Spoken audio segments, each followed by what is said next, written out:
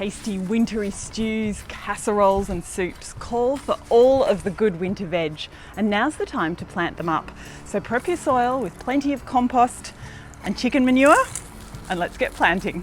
These cool weather crops are best planted when the bite from the hot Australian summer has passed and their evenings are nice and cool. We can add a touch of snow to our garden with the cauliflower white snow.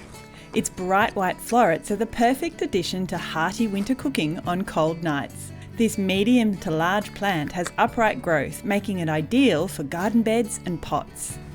Broccoli bambino might be the baby of the bunch, but don't be fooled. This is a very high-yielding variety. The small florets with long stems just keep coming on throughout the cooler weather, giving you a much longer harvest period than the large-headed broccoli.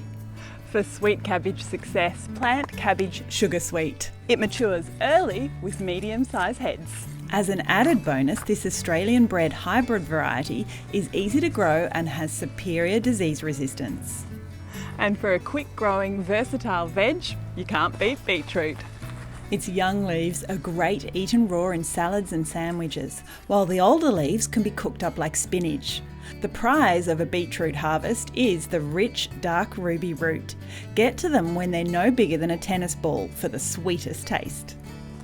And flex those winter gardening muscles by growing spinach Iron Man.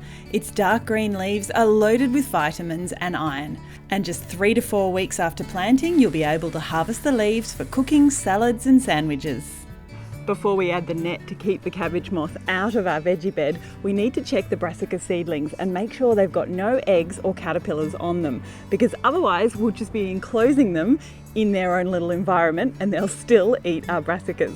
And if you spot any eggs, just squish them, or caterpillars, pick them off. Aphids and cabbage moth can move in quickly, so this will keep them at bay.